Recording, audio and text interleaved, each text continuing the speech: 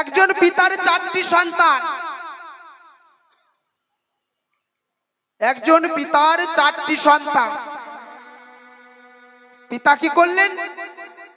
পিতা মনে মনে ভাবলেন যে আমার তো বয়স হয়ে গিয়েছে, আমি তো হয়তো আর বেশি দিনে বাঁচব না, আমি হয়তো আর বেশি দিনে বাঁচব না। তার থেকে আমার চার ছেলেকে আমি একদিন ডেকে পাঠাই। চার ছেলেকে ডেকে পাঠিয়ে আমার যা সম্পত্তি, আমার যা কিছু আছে, আমি চার ছেলের মধ্যে সমান সমান করে ভাগ করে দিই বলে নিয়ে পিতা কি করলেন? চার ছেলেকে ডেকে পাঠালেন। চার ছেলেকে ডেকে পাঠানো মাত্রই ছেলেরা এসে জিজ্ঞাসা করলেন, পিতা গো তুমি কি আমায় ডেকেছ?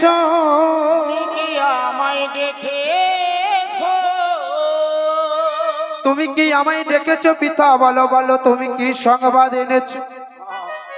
তুমি কি সংবাদে আমাদের শোনাবে? বলো বলো।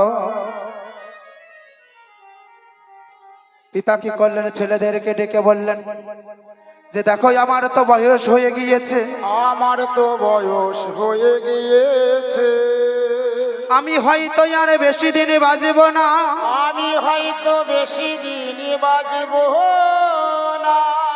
আমি মনে করেছি কি আমার যা কিছু আছে আমি তোমাদের চার ভাইয়ের সমান সমান করে ভাগ করে দেব। চার ভাইকে সমান সমান করে ভাগ করে দিব।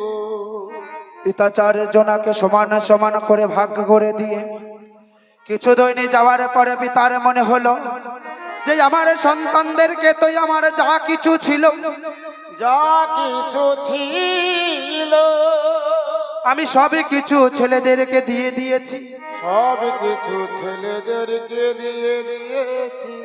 আমি এবারে ছেলেদেরকে ডেকে জিজ্ঞাসাবাদ করে দেখি তারা কেমনই আছে, তারা কি করেছে।